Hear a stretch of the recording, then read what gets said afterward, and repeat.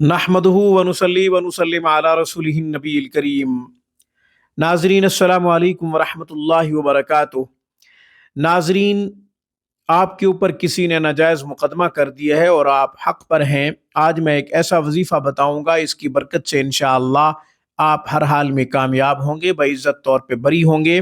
वो शख्स जिसने नाहक मुकदमा कर रखा है, आपके ऊपर केस कर दिया है, वो हर जगह पे नाकाम होगा, हर जगह पे रुसवाई उसका मुकद्दर बनेगी। आप बहुत जल्द बाइज़्ज़त तौर पे बरी हो जाएंगे, जीत आपका मुकद्दर बनेगी, बशर्त ये कि ये वजीफ़ा अल्लाह के ऊपर भरोसा करते हुए यकीन के साथ करेंगे तो इंशाअल्लाह नतीजा बहुत जल्द मिलेगा। वो वजीफ़ा कुरान से लिया है। कुरान करीम की किस सूरत से आयत मुबारका का इंतखाब किया है, आगे चल के बताता हूँ। हमेशा की तरह दरख्वास्त करूँगा कि आप ख़ुद भी कुरान करीम पढ़ें, अपने बच्चों को भी सही हुरूफ के साथ कुरान पढ़ाएँ।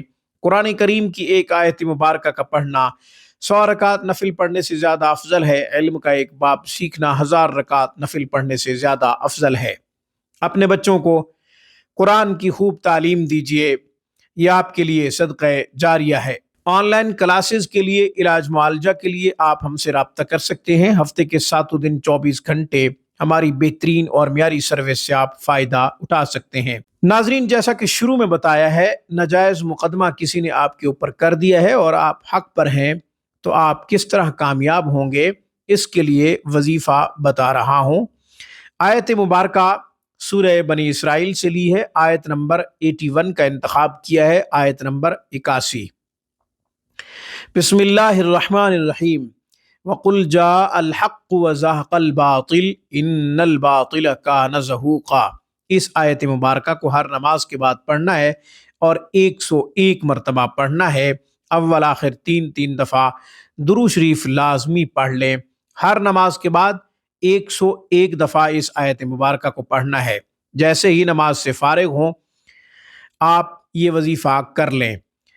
जगह और वक़्त मुकर्रर होना चाहिए। मिसाल के तौर पे आप ये वजीफ़ा घर में कर रहे हैं तो उस जगह पे करें जिस जगह पे आपने पहले दिन किया है। मस्जिद में आपने बाजमात नमाज अदा की, इसके बाद आप फारिग होकर घर आ गए, आपने नमाज के बाद ये वजीफ़ा करना है। मिसाल के तौर पे आप फजर की नमाज पढ़ चुके हैं, इसके बाद घर आ चुके हैं। घर आप जाए नमाज पे बैठ के बावुज़ू ये वजीफ़ा करें। ज़ोहर के बाद भी ये वजीफ़ा करें, असर के बाद, मगरिब के बाद, इशा के बाद भी ये वजीफ़ा लाजमी करें। ये 21 दिन वजीफ़ा करना है, जगह और वक़्त मुकर्रर होना चाहिए। इंशाअल्लाह आप कामयाब होंगे। 101 मरतबा इस आयत करीमा को आपने पढ़ना है, सूरह बनी इसराइल की आयत नंबर 81। आप खुद नहीं कर सकते, आपके घर वालों में से कोई करना चाहता है तो वो भी कर सकते हैं। ख़वातीन में से कोई अपने रिश्तेदार के लिए ये वजीफ़ा करना चाहे तो किया जा सकता है। आपका भाई, शौहर, बाप, बेटा गिरफ्तार है, जेल में है, उसके ऊपर नाजायज़ केस डाल दिया गया है, नाजायज़ मुकदमा कर दिया गया है, तो आप में से कोई भी वजीफ़ा कर सकती है, यानी ख़वातीन वजीफ़ा कर सकती हैं। आज की गुफ्तगू में बस इतना ही। अक़ूलु क़ौली हाज़ा व अस्तग़फ़िरुल्लाह व आख़िरु दावाना अनिल हम्दुलिल्लाहि रब्बिल आलमीन।